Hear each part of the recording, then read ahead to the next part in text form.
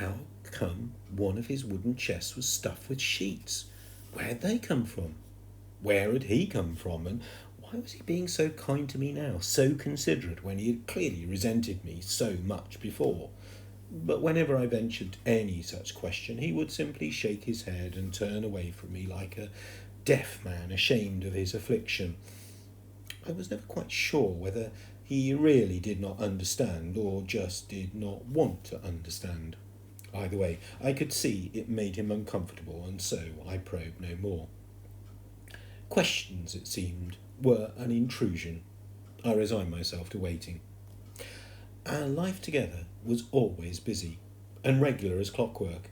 Up at dawn and down the track a little way to bathe in the stream where it tumbled cold and fresh out of the hillside into the great cauldron of smooth rocks. We would wash our sheets and clothes here too.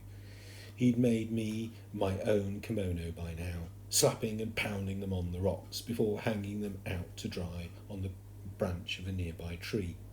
Breakfast was a thick pulpy fruit juice, which seemed different every day, and bananas or coconut.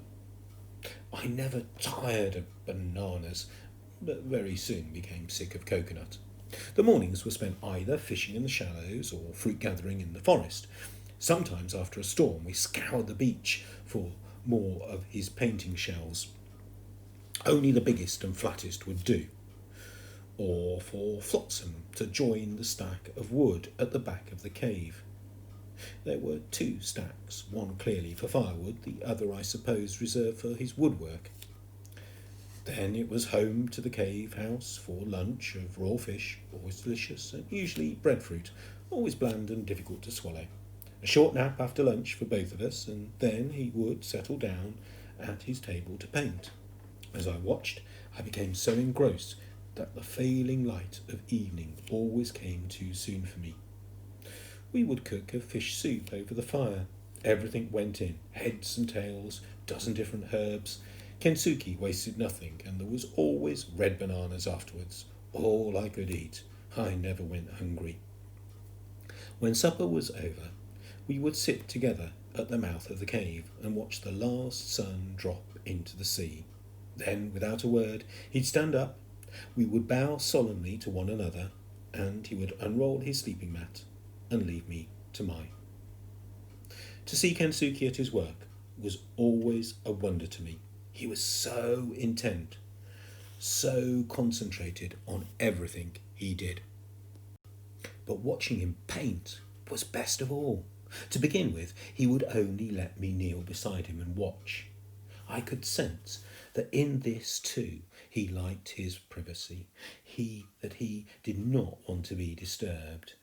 On the table in front of him he put out 3 saucers, one saucer of octopus ink, for Kensuke octopuses were not just for eating, one saucer of water and another for mixing.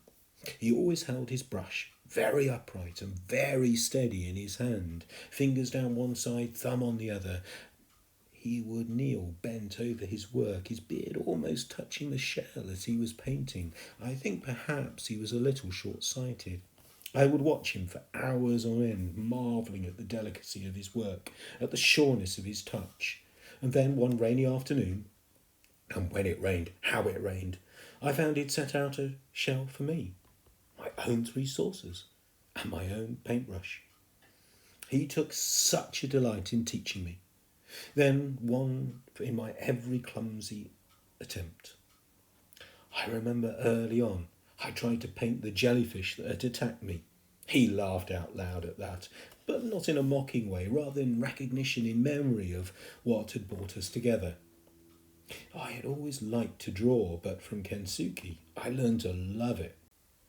That to draw or paint, I first had to observe well, and then set out the form of the picture in my head and send it down my arm through the tip to my brush and onto the shell. He taught me all this entirely without speaking. He simply showed me.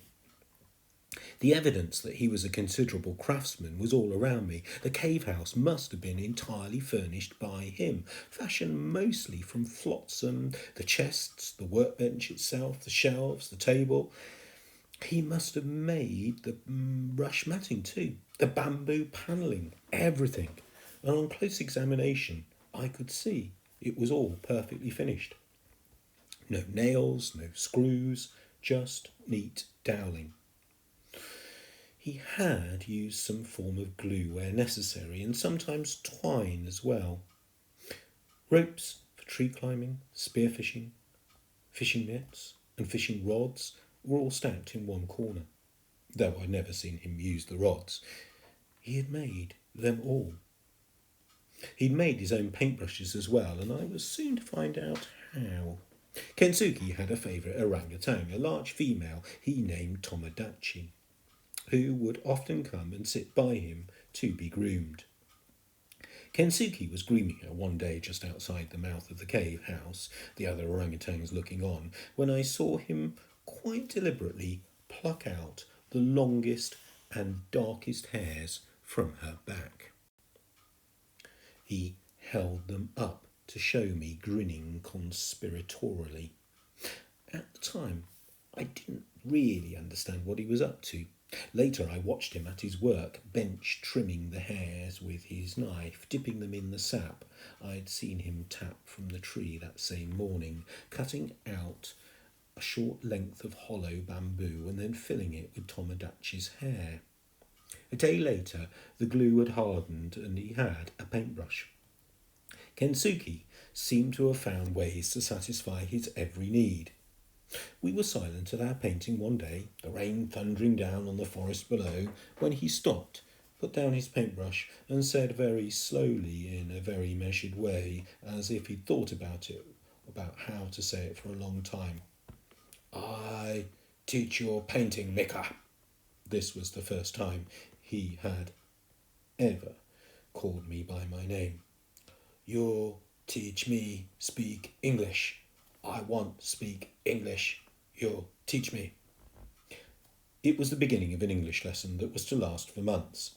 Every day, dawn to dusk, I translated the world around him into English. We did what we'd always done, but now I talked all the while and he would echo every word, every phrase he wanted to, his brow would furrow with the effort of it. It was as if by saying each word, he simply swallowed it into his brain. Once told, once practised, he would rarely forget, and if he did, he was always very annoyed with himself. Sometimes, as I enunciated a new word, I noticed that his eyes would light up. He would be nodding and smiling almost as if he recognised the word, as if he was greeting an old friend. He would repeat it again and again, savouring the sound of it before committing it to memory for good. And of course, the more words he knew, the more he tried to experiment with them. Single words became clipped phrases, became entire sentences. His pronunciation, though, never did improve, however hard he tried. Michael was always Mika, sometimes Mika-san. Now, at last, we could talk more easily to one another. The long silence in which our friendship had been forged was over. It had never been a barrier between us, but it had been limiting. We were sitting by the cave mouth one sunset when he said, "You'll see now if I understand Mika-san. You tell me story of you, where you live, why you come here, my island, from baby to now. I listen." So I did.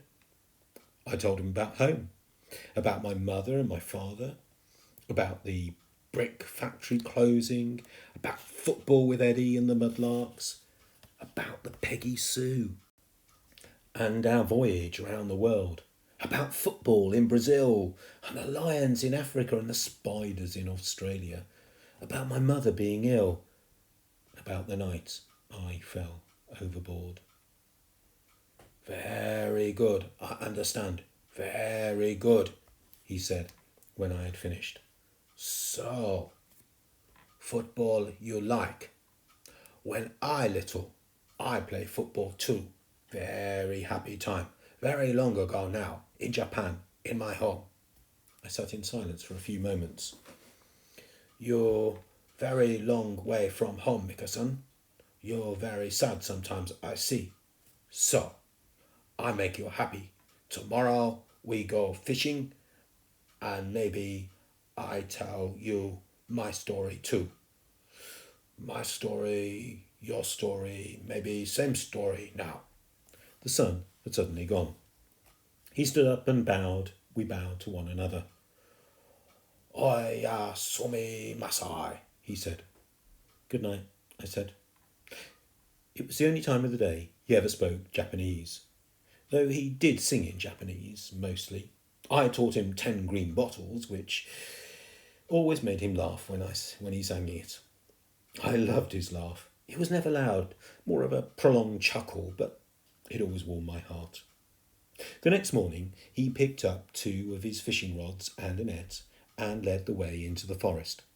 Today we catch big fish, Mika, not small fish, he announced. He was taking us to the part of the island where I had been washed up all those months before, but rarely had cause to visit since, because there was little or no fruit to be found there.